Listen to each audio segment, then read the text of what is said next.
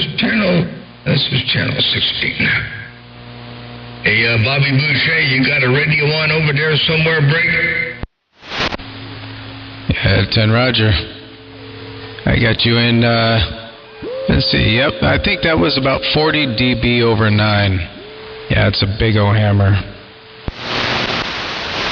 You ain't seen nothing yet.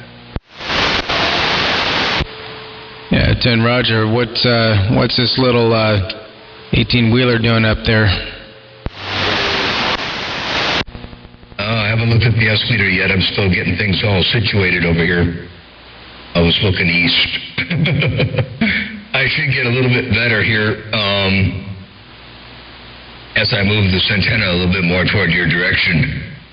Hey, Bobby Boucher, Motor Mouth Mall, stepping. I'll look at the S-meter this time. Yeah, 10-4, but that was 60 over 9. You literally have all the lights lit up in this Striker 955. Yeah, man. That thing does sound good. That is the mean motor van there, break. 10-4. Yeah, you're way up in there. I got to move my antenna a little bit one way or the other because the magnetic field. Let me turn it this way here. My stuff. Oh wow, look at that. That's weird. I'm going to turn it just a little bit off of you a little bit. But anyway, yeah, the magnetic field on this thing gets kind of weird.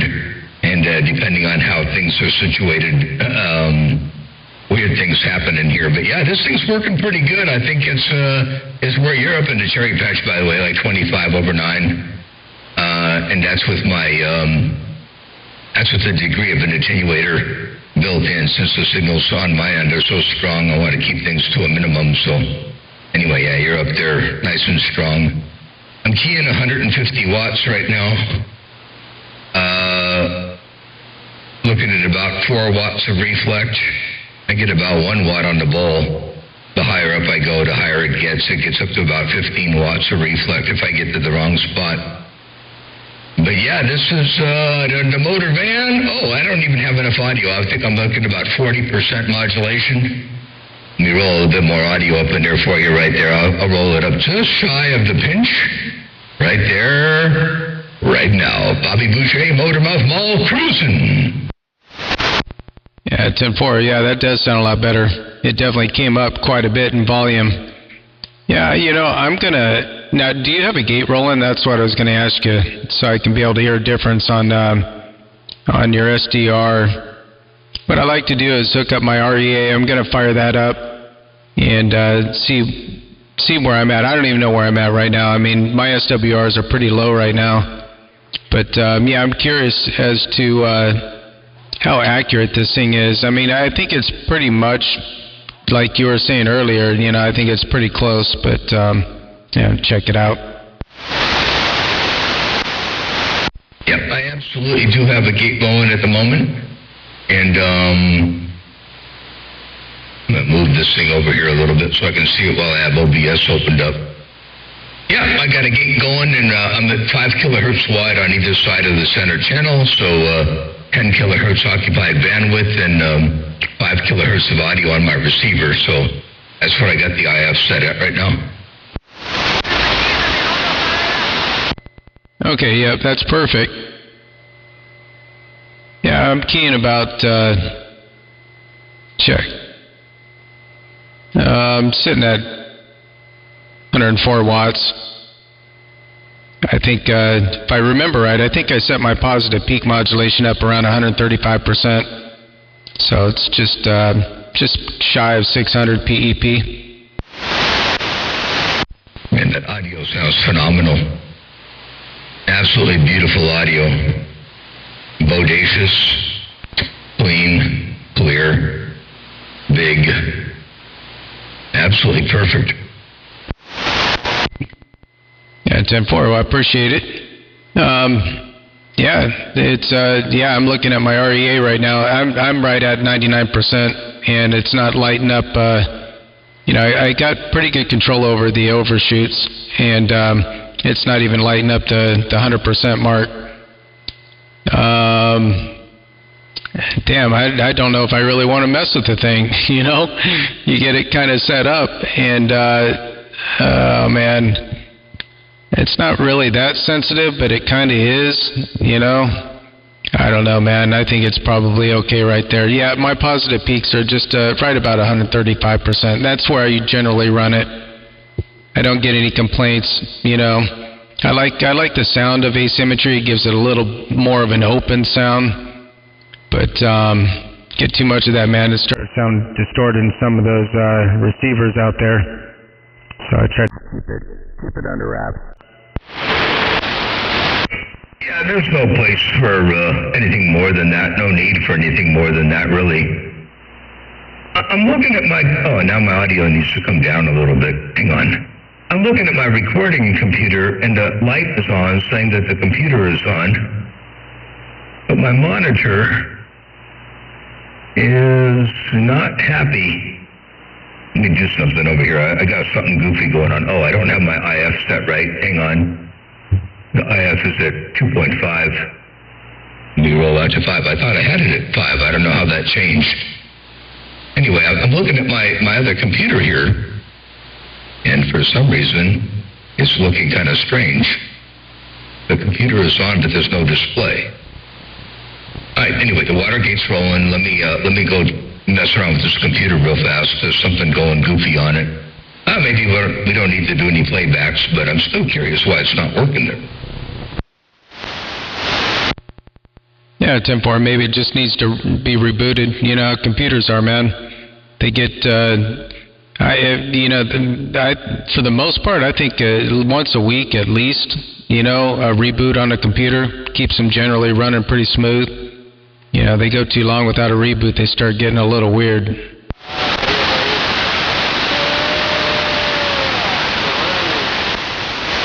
Yeah, this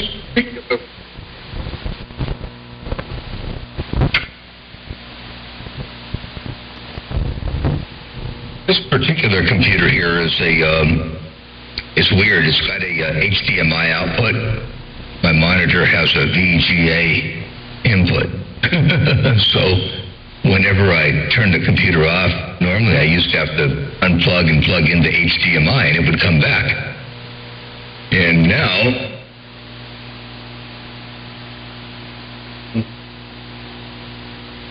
turned it on.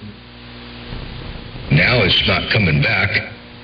Asus, that's the monitor. And no VGA signal. All right, I guess I got to reboot. Hang on.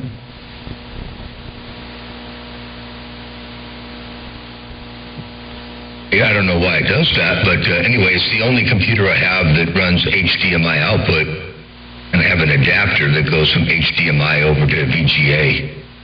And it usually works, except for the fact that I got to unplug it each time.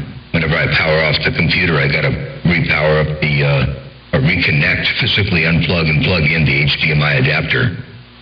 But anyway, we'll see what happens this next time around. We'll get happy. Yeah, it might be the driver. Could be, did you update the driver for that?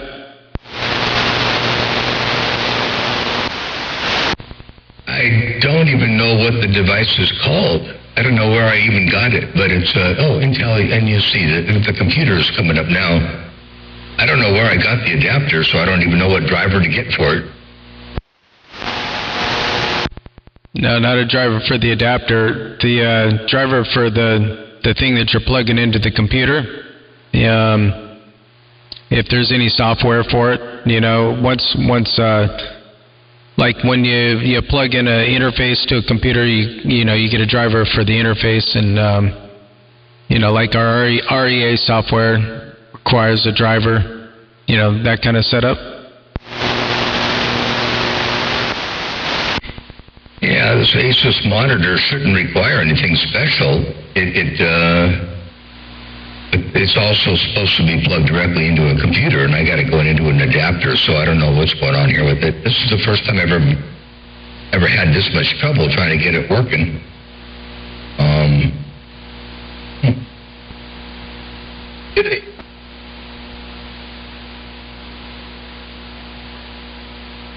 I got to do something real fast. I got to unplug the power completely on the computer and plug it back in again. I'll be right back.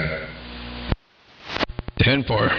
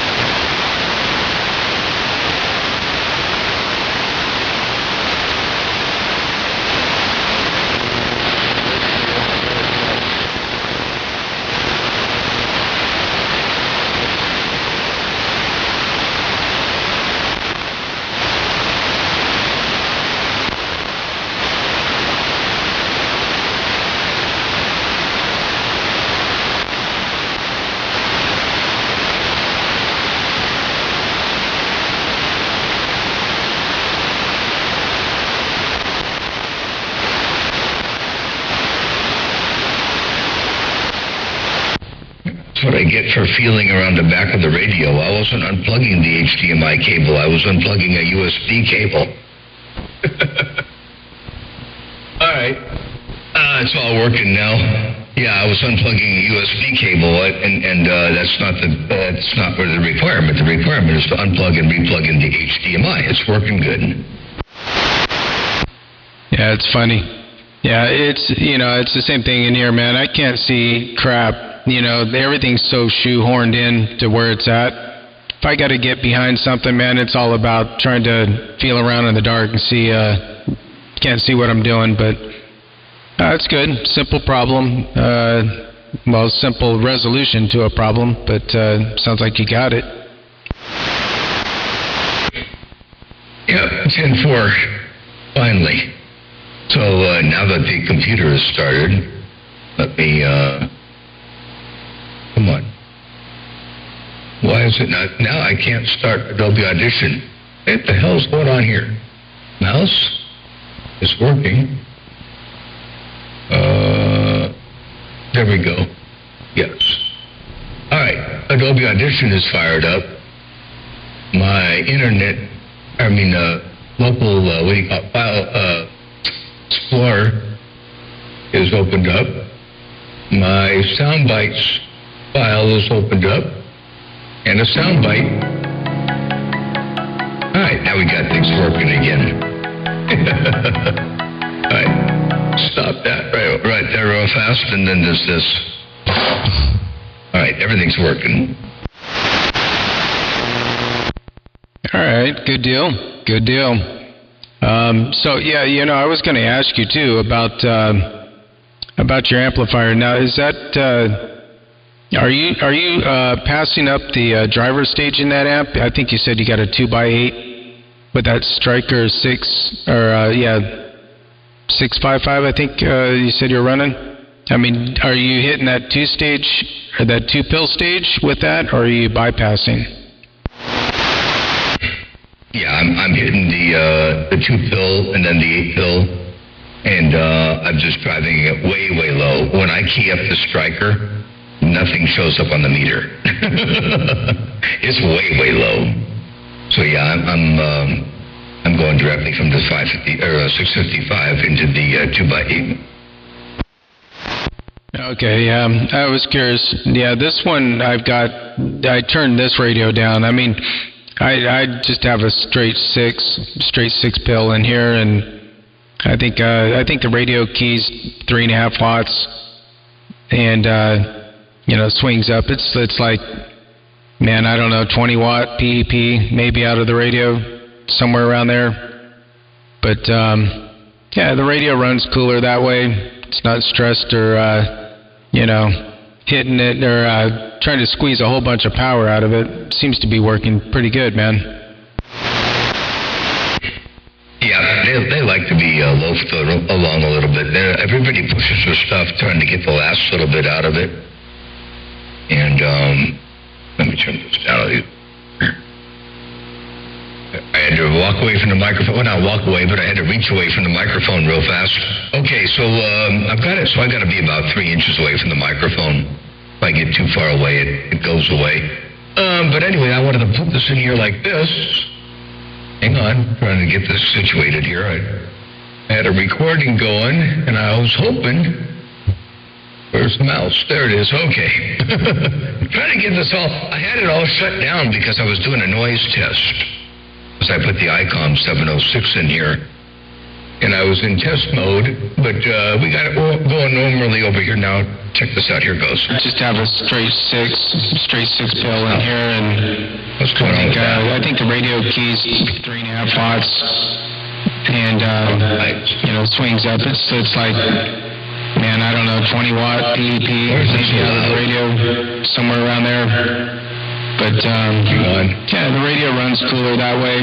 It's not stressed or hitting it, trying to squeeze a whole bunch of power out of it. Seems to be working pretty good, man. It's loud. Yeah, it was really loud, but it sounded like it was playing at a different speed. Like it was slow at first, and all of a sudden, fast forwarded a little bit or something. Like it was It wasn't playing at the like it wasn't playing at the normal speed. You know what I mean? Yeah. It sounded kind of strange. We play it back to the last one here. Forward it a little bit or something. Like it wasn't playing at the like it wasn't playing at the normal speed. You know what I mean?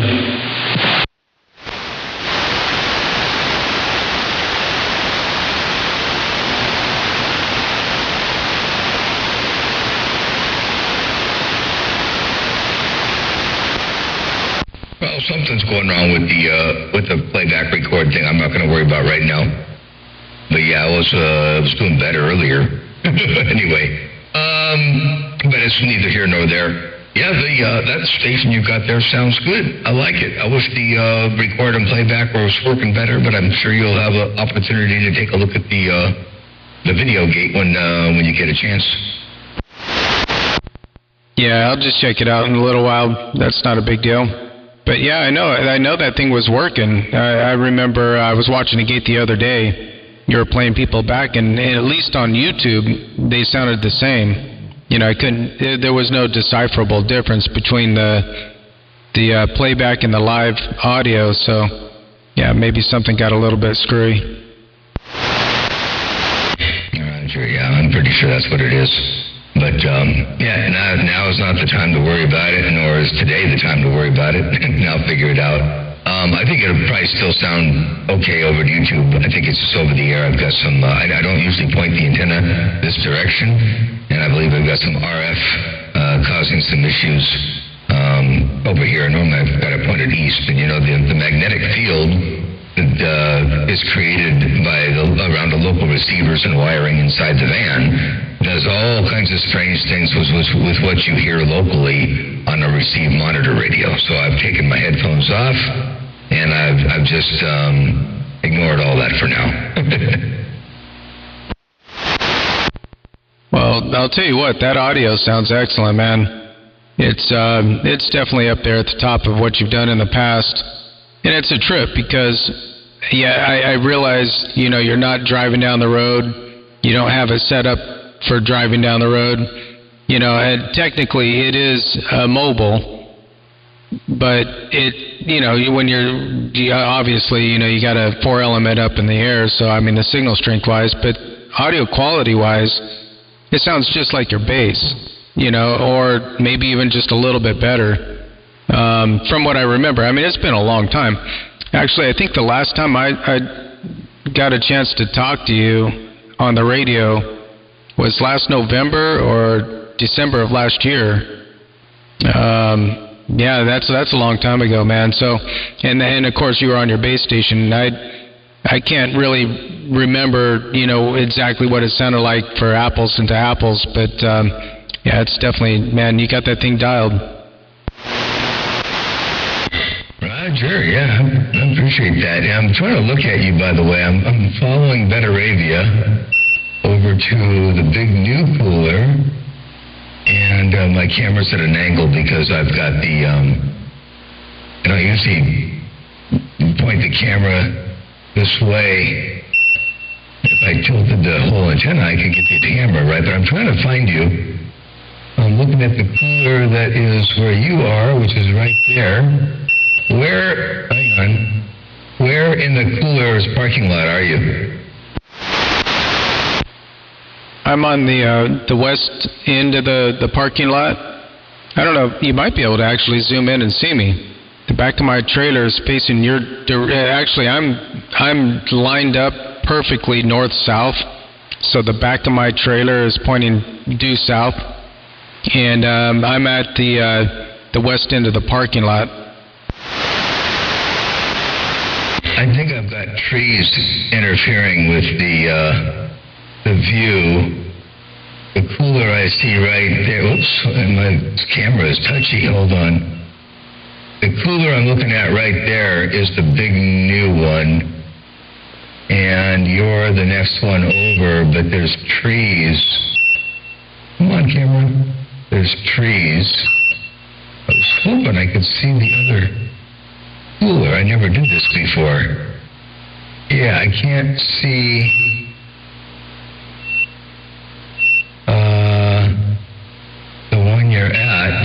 is. Is that really it? The farther I go west, the more it goes vertical. It's kind of funny. No. Son of a gun. Alright, I can't see. I don't think I can see the cooler you're at. I got the big new one there. Unless I'm looking at the wrong one. Let me go back a little farther. Hang on. No, that's the only cooler there is. So, yeah, I'm looking at, I can see the big one, but I can't see the small cooler where you are. Oh, terrible thing. All right, well, let me go ahead and get back to normal again over here on this camera. Zoom out and look back over at the direction that the antenna is looking at. And zoom back down again. Down, down, down, down, down. I tilted the camera up because a while ago... Hang on, this is annoying. There we go. I tilted the camera up because a while ago I put a compass up on the antenna and also a little sling arm to let me know when the antenna was level without me having to go out there and looking at it. And the compass didn't work very well. The camera and the imaging and the focusing, it was a pain in the neck, so I took it all off. Well, to be able to see the camera and to see the stuff that I put up there, I had to tilt the camera upwards. So now that it's tilted upwards, it's on an axis, right? So instead of rotating left and right, panning horizontally, it's now arcing left and right. So I got to fix that, but got to take my spacer back out of there and get the camera back level again. But anyway, I'd also like to mount the camera up about 6 inches higher so that it sees the boom when it's looking flat. The wide angle part of the lens is not wide enough. If I put the camera flat to be able to see the boom, it'll see where the antenna's looking, but not to see the boom. So I want to see both, kind of, sort of. So I want to look more horizontal and more downward at the antenna as opposed to skyward. Okay, so basically you're just, you need to be able to see the antenna in the view along with the horizon. That way you can level off the antenna with the horizon. Is that what you were saying? Yep, exactly. Got to have a reference. If I can't see the antenna, it doesn't do any good to look at anything else because I don't know where the antenna is. Oh, yeah, that makes sense. Plus, like you said, that way you know which direction you're also got the antenna pointed. I mean, you know the area well enough to know where northwest and northeast and, east or whatever. But, yeah, that'd be cool, though. I mean, if you put, like, I don't know, I'm sure they make some kind of compass, like a detector up there. You can line up with your antenna and get a digital reading down there on in your desk. That'd be pretty cool. Yep, they've got them, and they're like $400 or $500. They're expensive. There's no sensor like a USB or there's no sensor that you can get that's inexpensive for that. So it kind of sucks. As you can see, my amplifier is warmed up now, and now my audio modulation, my percentage of modulation is now dropped a little bit. So I'm going to go back over to the other computer. I'm at 10 on the output of the PC sound card control level, and I'm going to bump it up a little bit. There's 11 right there. Hello, Jess. I know we're getting closer. And there's 12, and it's a little on the hot side every so often, but it'll mellow out a little bit. But anyway, yeah. It required a little bit. I can talk quieter too, but required a little bit more of a boost. I could fine tune it, but I know that it'll get happier as I keep talking. There, it's already getting happier. Look at that.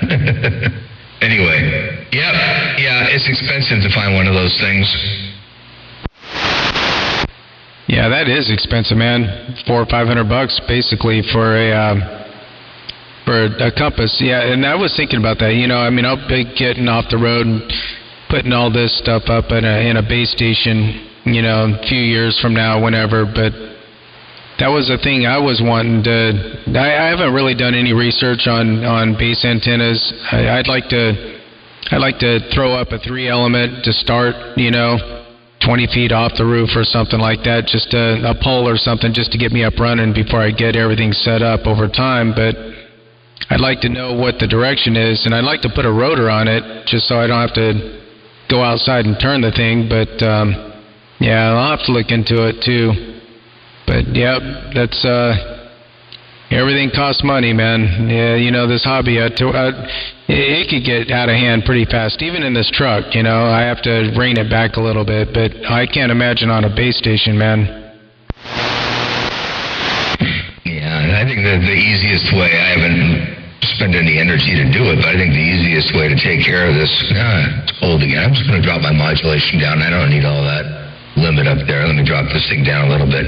Anyway, yeah, the way to do it would be to put a small potentiometer up there and then multi-turn pot, whatever, and then just make a voltage divider out of it and then have the voltage come back and run a meter inside the truck, a DC powered actual meter. And then, depending on the voltage where the meter is, whether you're at one end of the pot or the other or somewhere in between, it would be a linear pot. So you would know that one extreme is north going one way and the other extreme's north going the other way, and halfway in between would be 180 degrees or south. And so anyway, you can interpolate where you are that way. You can use a stepper motor, I suppose, or a Selson. But a Selson won't work for me because unless I make like a 1-to-1 gear pulley like I did on the base antenna. But a Selson has to turn 1-to-1 with the antenna, and I don't know how to do that with this rotor the way it is. The rotor probably, this is a pretty high-end rotor. It's the rotor pan and tilt and all that stuff, pan and tilt head. I don't know if it has a provision in it for a signal to come out for a compass heading. Generally, the way the remote vans are worked is there's a pan and tilt control inside the van, and they've got a receiver in the van, and they peak the signal looking at the receiver. They don't care what direction they're looking at. They just peak the signal, and usually that's what I do when I talk to somebody on the East Coast or wherever. I'll peak the signal on the S meter, and wherever the antenna looks to make them the strongest is where it's got to look. So I don't really care, but I do want a compass. I mean, it'd be kind of cool. It would be nice to be able to have a compass rose up on the Videogate here. Yeah, it definitely would. I think a lot of people watching would like to see what direction you're pointed, because people know where you are, and they could, figure out where they are and which direction you're pointed. I mean, that'd be nice, but it's not $400 or $500 nice. I mean, that's crazy. That's outrageous just for a compass, man. But like you said, you follow the signal. You hear somebody coming in a little bit on the side of the beam. We kind of know who's who and where they're at anyway. And you just turn and watch the S meter. But yeah. Oh, you know what? I was going to ask you, the coax you got going up the boom on that van, was that the way it coils? Did you do that, or was that already present and you utilized what was already there? Yeah, I utilized the existing, they call it Nyla coil, or Nycoil. They call it Nycoil. And it already comes on the van. It's got a piece of RG213 running up through it already, and a few other cables for some control cabling for the other stuff that was up there. And the video cable, even for the camera, was already in the Nycoil. So that's already in there. I just repurposed it. Wow, man, that's great luck right there. What a trip. They used RG213. What were they using that for? 50 ohm feed to the feed horn. They put the radio up at the dish, and the radio are all mounted on top of the mast, and they run a low IF signal from the 50 ohm low power signal to that coax up to the radio at the top of the mast, and then they run a small piece of feed line, rectangular waveguide, and they run the waveguide from the radio up to the dish. So since I took the dish and the radio off, and the 213 was already up there. I figured, well, heck, I'll just use the 213. I'm not running any serious power, 150 watts a carrier. So I figured that would work all day long at RC213. Now, of course, if I roll I was planning on putting a 4 LDMOS BLF188 device in here, 4 BLF188 devices in here, which would be about a kilowatt carrier and about 5 kilowatt peaks, 5,500 watt peaks. And I was going to put that in here, and that would require a coax change. And the only way to get the coax out of this stuff is you got to take the NiCoil off, straighten it all out, feed the new coax through. Well, the new coax will be, either RG393 or something expensive and big, probably too, bigger than 393, I'm guessing. Just to keep the cost down. If I use 393, the cost would be amazing. I don't want to do that. So I don't know. I'm really happy with the performance at this power level. I'm really not itching too awful hard to go to a bigger power level. I do quite a pretty decent job with this mobile as it is at 150 watts. I never thought I'd have so much fun on 150 watts. So the need for more is not that great. I could also, I suppose, if I did more, I could also hang a coax down. When I installed the antenna during high power application, I could bring an antenna, a coax down parallel to the mast. That I would keep on a spool or something in the back of the van, but it's just a lot of extra work for, an extra 10 dB of signal. Yeah, but also, you already have a base station with big power. If you put big power in the van, then it's kind of like having two convertibles. If you're going to have two cars, you want them to be a little bit different. Have a convertible and a coupe. It's kind of pointless to have two convertibles. I guess it depends on what they are, but you know what I'm saying. Like you were telling me earlier, you get out really good. I've watched some of those videos of you on the bull. 150 bird on the bull, and you're getting your name called. So I think that's pretty good. It's antenna efficiency. If it were me, I would either stay where I'm at or run enough power up to the limit of the 213 and whatever that may end up being, and call it good. Because you got that, like I was saying, you got that big old base station with all that power. Yeah, I could go with a single BLF 188, but, that's only like 3 dB more than what I've got now. It's not worth the big change for a single. So I think I'll just leave things as they are. It's working real well. Yeah, I not only get my name called, I can actually hold conversations on the bull. So I think it's doing all right.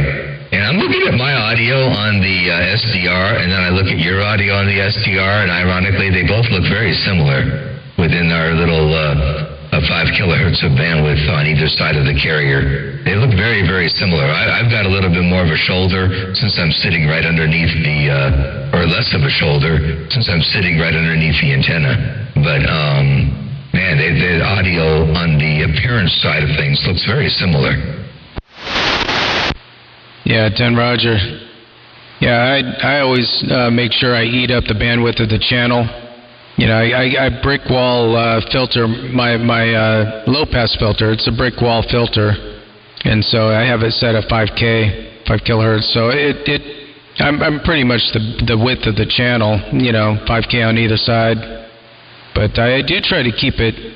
It doesn't go out wider than that. Except there's a little bit of bleed over because my last limiter.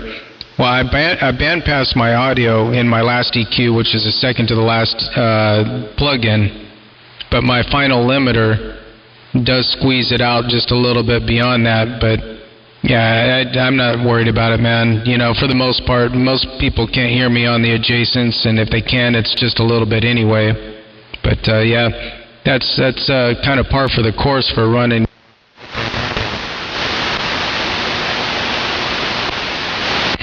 Key down one more time. I'll check your adjacents real fast. I went to go do that, and you unkeyed right away.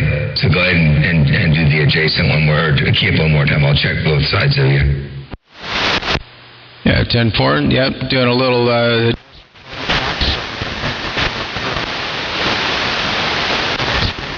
not pinching the carrier.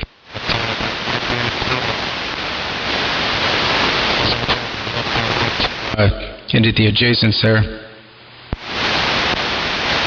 Yeah, you're barely scratching on either side, and then you just go to an extra channel one way or the other, and you're gone. So yeah, you're totally fine. You're good, man. It sounds awesome. I don't know what happens on mine, but I'm going to go ahead and temporarily, while I'm keyed up, I'll do the same thing on mine just for fun.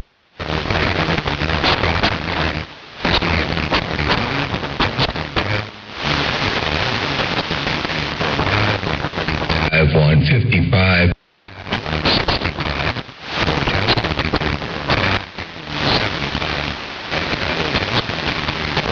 And back to 155. There we are. Okay, yeah. You know, I mean, I could not hear you on any of the channels below. It couldn't even. I could hear a slight scratch on 15, but not discernible by any measure. But on 17. It was there was a lot more on 17. But when I went up to 18, there was nothing there. So for some reason, it's kind of leaning in one direction a little bit. Very interesting. Yeah, it's symmetrical on the SDR, and there shouldn't be more on the one side than the other. But if there is, there is.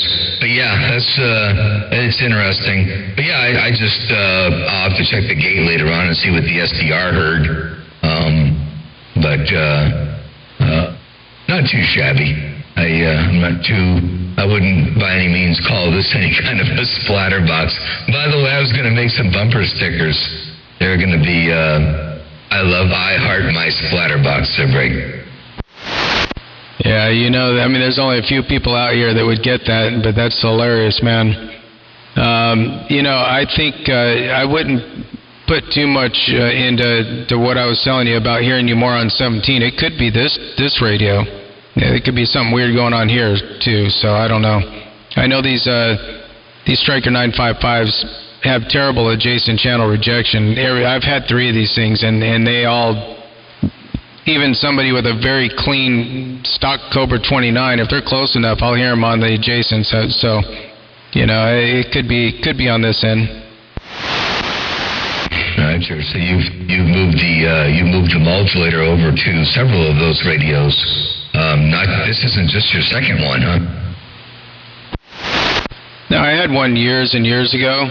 I had my first Striker 955. I had I think 9 years ago. And yeah, it quit working. I think something went haywire with the transmit. It was doing some weird things, but I kept it for parts. But this particular Striker 955 I'm talking on is the second Striker 955. I put the modulator in, wired in. But yeah, and that other one that I was using, the receiver went out. So I don't know what happened with it. Kept it for parts anyway, so I've got 2 955s for parts. But I've had this one in here already about 2.5 years, and it seems to be doing fine. I'm not having any issues with it. That's awesome. Yeah, who knows why the receiver went bad on the other one, but I guess things happen. I probably would never notice if the receiver on this one went bad. I never turned the volume up on it. I just used the SDR for my receiver and use the 655. It's the transmitter, and that's what I did with the 29 also. I just used it for transmit only and didn't worry about the receive on it. But yeah, I put the 655 in here because it'll go down, you know, other channels and all that. The 29 was stuck on 1 through 40, and I could have modified it, but it was a lot easier and quicker to just unbolt it and bolt into 655. So that's what I did, and I like it. It seems to be kind of cool. I haven't done anything down below channel 1 yet. I was hoping to try like 915 or something like that at some you know, just to see who was out there at some point, but haven't done it yet. Yeah, 10-4. Yeah, I pretty much just optimized my antennas to work between channel 17 and channel 28. I mean, that's where I live, you know, for the most part. Every once in a while, I'll go down to 11, but I think Channel 11's turning into a mini Super Bowl channel. I mean, it's almost as bad as far as big radios, trying to get in there. Yeah, I mean, I can get in there sometimes, but I can get in there on the bowl sometimes too. It just depends on what conditions are doing. But yeah, for the most part, man, I just stick between 17 and 28. All the channels in between, bounce around, see what's going on. Yeah, that's perfectly good, and that's a good bandwidth to stay within and keep your antennas optimized as well as you can. You try to get too broad, and it gets tricky trying to get a mobile antenna whip to be too doggone broad. So you're perfect right where you want to be. And yeah, this antenna at this frequency, I've got about 4, almost 5 watts of reflect. On the bull, I get about 1 watt of reflect. The lower I go, the better it gets. And up on 28, I get 15 or 20 watts of reflect. It's not as good as I would have thought. It should have been better based on how broad the computer says the antenna should be. But I think building and tuning and everything else, I probably could have optimized it a little bit better for higher up, and then somehow I was content with it where it was, and I stopped tuning, and that's where it is. So anyway, but even at 28, I do fine. I don't see any fall off or drop off in performance on 28. Yeah. I mean, you're doing. I don't know. I guess you vary your asymmetry, so it's between 400 PEP and 600 PEP, depending on your mood. But I mean, if you're doing 600 PEP, 15 watts coming back, it's not terrible. I mean, I know on this one, I'm only getting a couple watts. They tuned out pretty well. Of course, I mixed and matched a bunch of parts. I mean, to get them to do what they're doing. Got them pretty dialed. I've had these set up like this for a long time, man, many years. And yeah, normally in the past, I had it tuned for the whole bandwidth, the 40 channel span, but I never go anywhere else between below 17, pretty much never. Like I was saying, maybe 11 once in a while, and I don't go above 28, so I figured I might as well just optimize it for that range that I use it in. And yeah, it's pretty flat. The amplifier's happy, and most of those watts are getting out. Oh yeah, they're getting out just fine, and they're coupled with some phenomenal audio, absolutely beautiful audio. Like I said, I got the little 3.5-inch computer monitor, amplified computer monitor speakers in here, and a 6-inch subwoofer, and it's rocking and rolling with your audio over here. I don't know if anyone on the YouTube side is listening with subwoofer or not. Hello up there, Richard. I see you up in there, and Platinum Studios. I see you up in there, and Silent. Good to see you up in there, Motor Mouth Mall waving. And Bobby Boucher and I are just out here yapping away, and it's been a while since I heard his radio, and man, oh man, does that thing ever sound good. I just hope that you all are listening to it with subwoofers and got it cranked up over there on your end, because it sounds good over here in this motor van. And by the way, Bobby, I had to put a relay on the drivers, so I've got a 4-pole double throw relay disconnecting both the positive and negative off of each speaker on the left and right side, and another relay, a 2-pole double throw relay that disconnects the subwoofer. Because otherwise I get hellacious feedback in here. So I physically disconnect the drivers while I'm keyed down. Oh yeah, with all that RF floating around, those speaker wires, man, they'll act like antennas.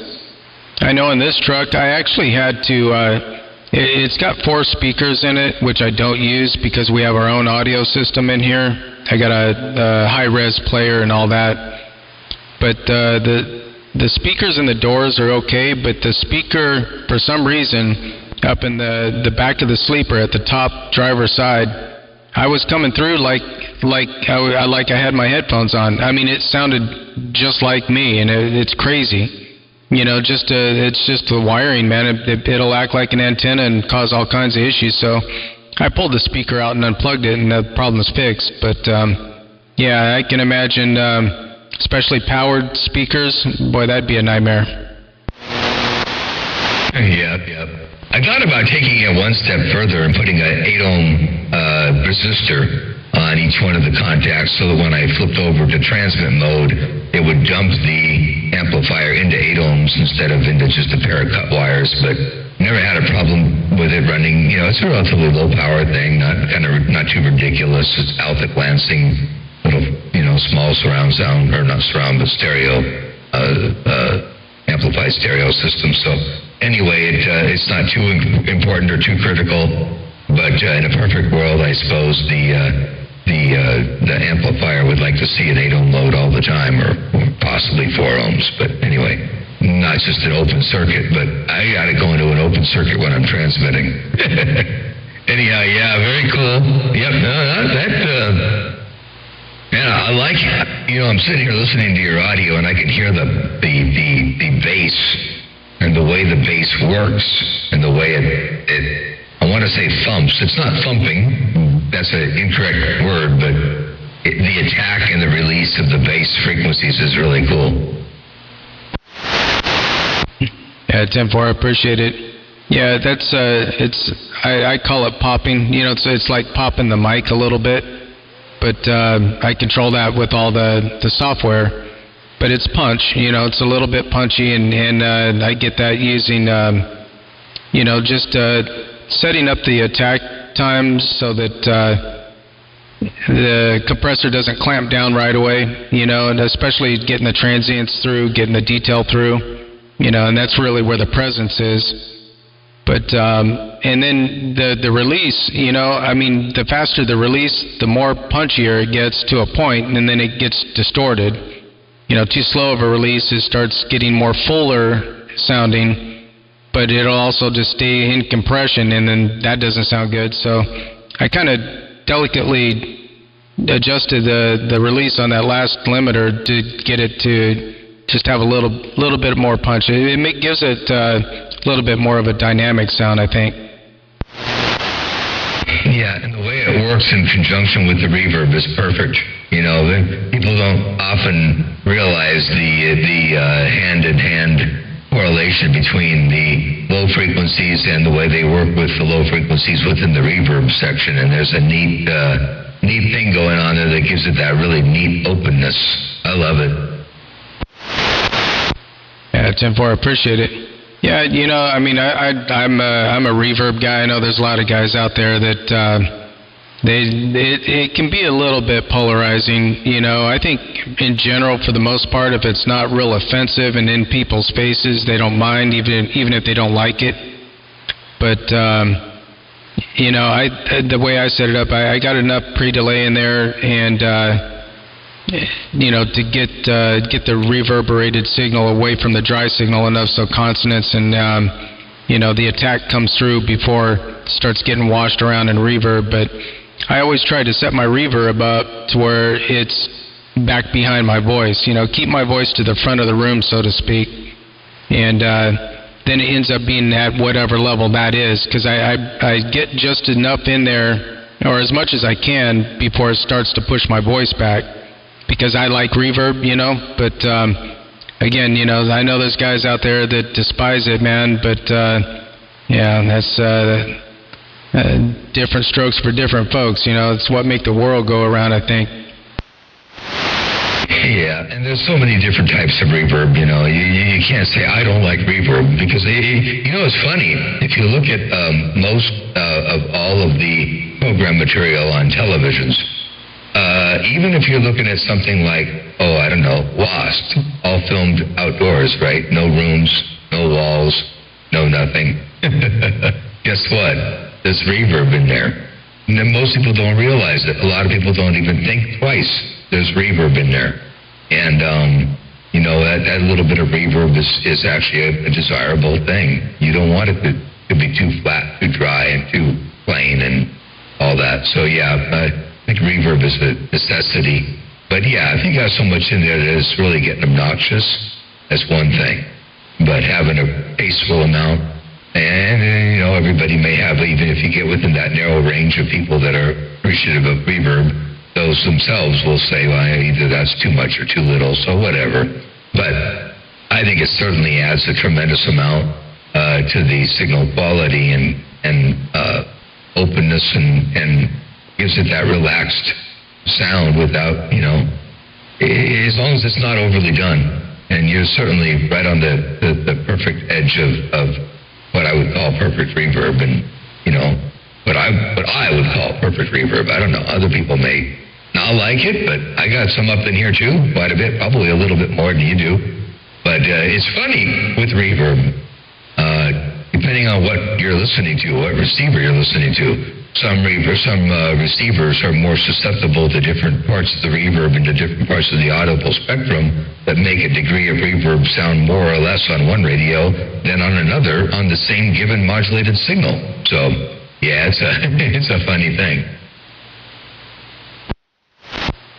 Yeah, it definitely is. I mean, like you were saying, those TV shows, any post-processing in any TV show, movie, everybody's got reverb, I mean, we naturally hear it all day long. We don't even realize in real life, everywhere we are, there's reverberated sound coming into our ears from the person we're talking to, from the things around us, and then in those shows, you don't hear it until you turn it off, and then it sounds unnatural. So they add a little bit, wetting up the audio a little bit, and it does have, a natural sound.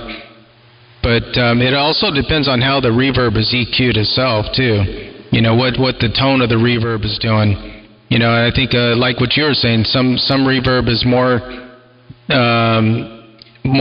noticeable in some receivers than others. And of course, that's true.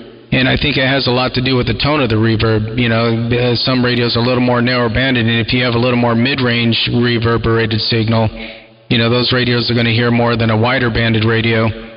But I try to EQ my reverb to kind of mirror, in a way, my dry signal, but with just a little bit higher frequencies.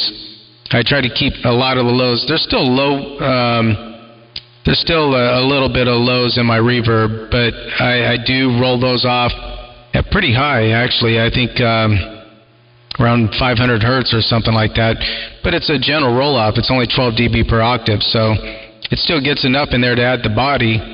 But I think, and I dip the mids quite a bit and let the highs just kind of hang out there a little bit and keep them from being too splashy, too. You don't want too much, but it's lots of ways to do it. Yep, absolutely. 1137 over there. Hello, I see you up on YouTube as well. Looking good, sounding good, or looking good, I should say. Good to see you up in there. And, it's funny just how you EQ the area. You first you pick a bandwidth. You're going to optimize your audio for, say, 5 kilohertz of bandwidth. Or occupied bandwidth, 10 kilohertz, audible range, 5 kilohertz, and there's where you are. Now you got to take into consideration you've got receivers that may not want to, pull in that wide of a signal. Maybe they're set up for 3.5 kilohertz, or 3 kilohertz, or 5 kilohertz, or 4 kilohertz, whatever. So you EQ it within that range, and anytime you deviate from the range that you EQ'd it in, you're going to give away something, or there's a trade-off. But the same thing happens with the EQ. Within that range of reverberated or processed audio, there's a section of it that's going to be more or less,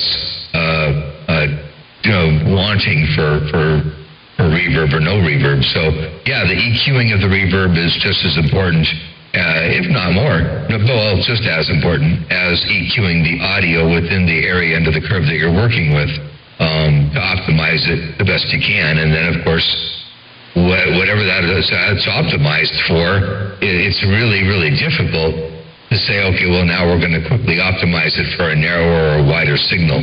Everything has to change to make it right. But yeah, I think 5 kilohertz is a good, the receivers that roll off pretty hard at 3.5 kilohertz still hear enough highs to hear a 5 kilohertz signal well, even with the full bass response all the way down to 50 or 60 hertz.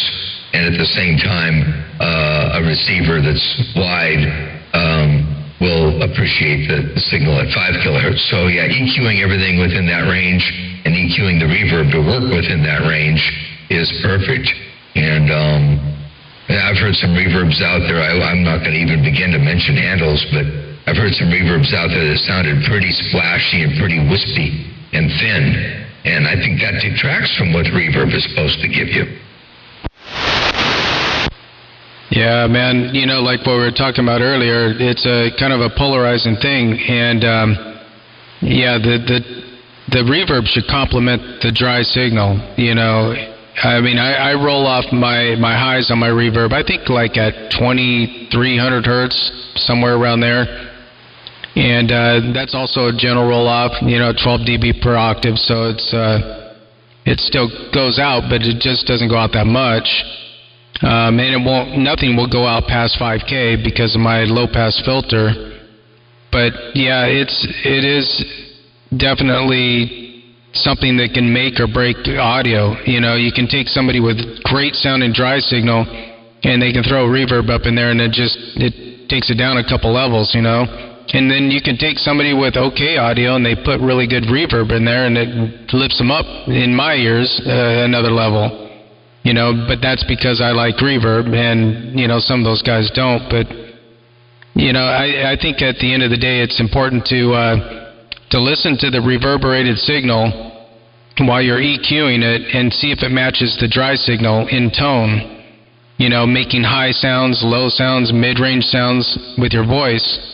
And that's how I set mine up, and that way I know that it's gonna cover, you know, the bandwidth of the audio that I'm working with in a fairly balanced way that works with the way I've got my audio EQ'd, you know, the tone of my audio in general. But I think what happens if we start getting too far away from the natural tone, the dry signal, I think that's what detracts. Yep, 100% correct. By the way, check this out. I forgot I did the Striker. The Striker has a neat feature. Watch this. All right, there we go. There's a Striker. Now we're on the stock microphone.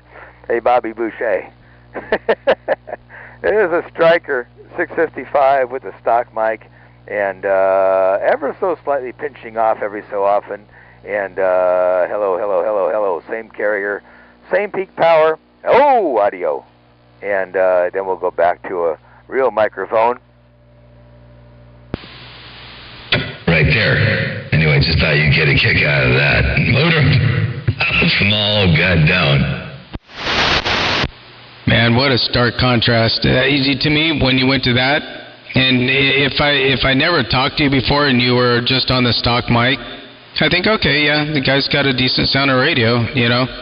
But the contrasting between the RE20 and that stock mic, and all the processing, of course, is you sound like one of those old time, like 1920s, 1930s phone call kind of things, you know, that sound effect that you hear in music. I forget what they call it. It's not megaphone. I can't remember what they call it. But yeah, that's what it sounds like, man. Yeah, the old-time radio, everybody sounded like they were all within about 2.5 kilohertz of audio, and yeah. But yeah, it's really funny to do that contrast thing every now and again, and I wasn't able to do that for the longest time with the 29 because I didn't have a switch on it for that, but now just one flip of a switch and you can demonstrate what a little bit of audio processing can do. And yeah, I like the RE20 mic. You know what, that's while we were talking about microphones, I had a guy call me today and he said, hey, well, what microphone do I need to get for the wideband audio? I said, you can get anything you want, really. Nah, I would get a cheaper microphone because ultimately, by the time you put EQ and compression and limiting and noise gates and reverb and de-essing and blah, blah, blah, blah, blah, blah, blah, blah, blah, goes on and on and on, in the narrow bandwidth that we have to work with here, we're really not looking at the microphone for the characteristics of the microphone. As if we're, you know, if you're in the studio, when you're recording somebody to put on an album, you're going to want to record them with the nuances and the qualities that they offer with their voice, and then later on you want to implement that into the mix however you're going to do it. You want the best quality you can get with the least amount of processing that you can use to start off with something good. But with what we're doing here on, hello, Pinto Bean. Hey, Pinto, what's going on? What we're doing here on CB Radio, man, is for the most part, our noise floor is where it is. Our compression has to be up where it's got to be. Our equalization and control of the audio within the audible curve has to be where it's got to be. But have you all said and done, an $18 condenser mic or a $350 or $400 RE20 is going to perform almost about the same. They may have some advantages and disadvantages depending on how much background noise you've got and so on and so forth, which one might work better and what your style of microphone use is. But for the most part, it's the processing that's the key, not the microphone itself. Yeah, 10-4. Yeah, it can't be understated how important an equalizer can be. You don't need one, but everybody's got resonant frequencies in their voice and less flattering tones, and everybody's got an idea of what they want their audio to sound like, and equalization is the way to get that. And compression brings the level up and gets it a little bit louder or really loud, depending on how loud you want to go. But, as far as microphones, especially somebody starting out on a budget, spend $50 on an interface, spend $30 on a mic, and get some free software. And if you got a computer and you've already got a radio direct injected, and you're up and running, man, and it doesn't cost that much. But I want to say hello to Pinto Bean and also 1137. And but anyway, yeah, it's just a matter of what a person's interested in too. There is a learning curve. If somebody's got the aptitude and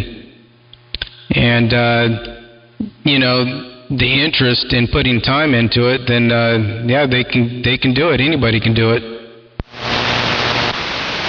Yep, absolutely. I should see. I don't think there's any skip rolling, but I should see if there's anybody out there listening local that wants to chime in, or not local, anybody that's within the sound of our radios that might want to chime in and take a look and listen and see what's going on out here in the world of sound. So I'll stand by for a second, see what's cooking out here, and we'll give a quick station break. Yeah, 10-4. Yeah, I'm going to take a quick pause for the cause. I'll be right back too. 10-4. I'm going to go get my cup of coffee. I'll be right back. I left my cup of coffee in the shop. I drank one already, 24 ounces, but I got another one, so I'm going to go ahead and grab it real fast.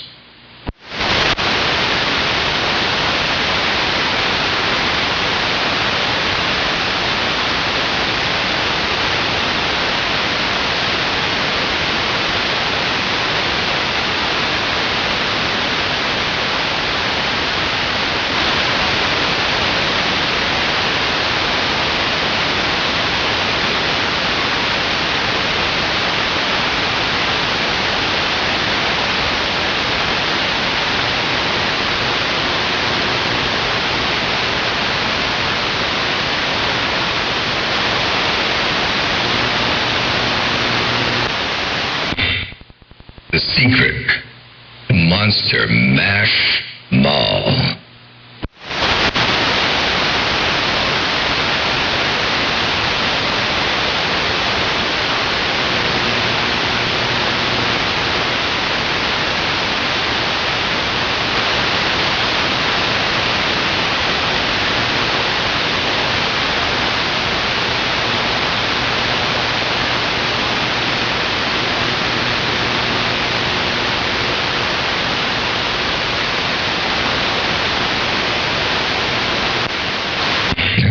There's no skip out there.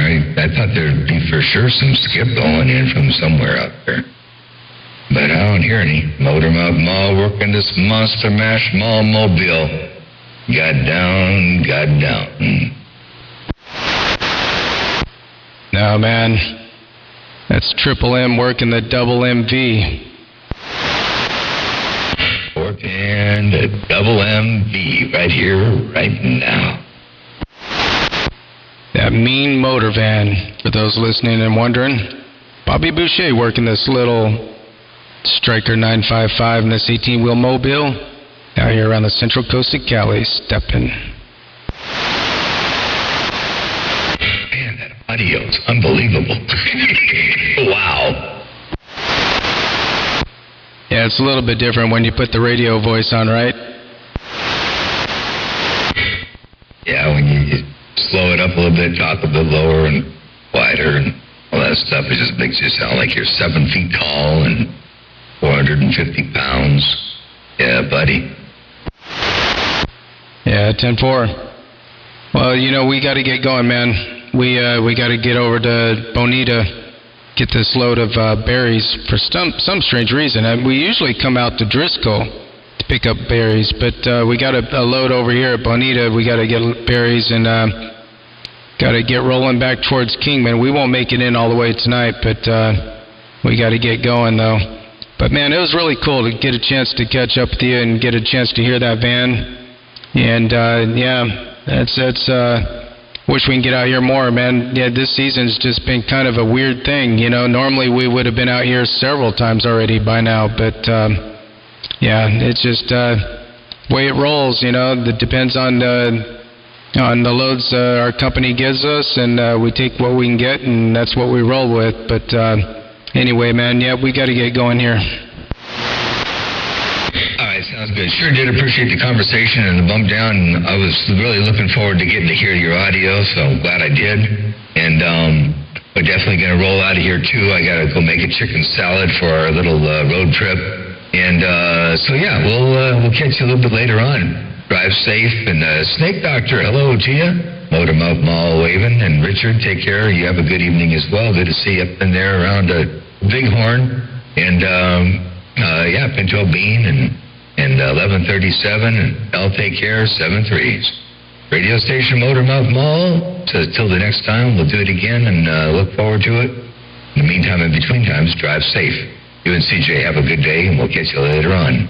Bobby Boucher, Motor Mouth Mall, working the small mobile. Got down, got down. Yeah, for Roger. All right. Well, I'll say goodbye to good afternoon time to 11:37. Snake Doctor, Pinto Bean, everybody else in there. And, yeah, you and Jackie have a safe trip, and we'll catch up to you. I'll let you know next time we're going to roll into town, man.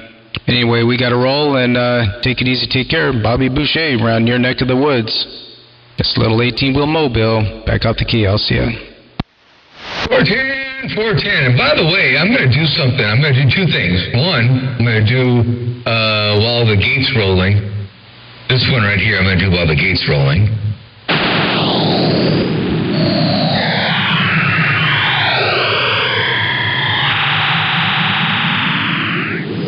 And the other one I'm going to do after I stop the gate, because it's going to have royalty issues if I put it on YouTube. So, catch y'all later. Take care of 7-3s. Bobby, don't go anywhere. I'm going to shut the YouTube video off. Roger. All right, man. Take it easy. We'll catch up to you another time. Bobby Boucher back.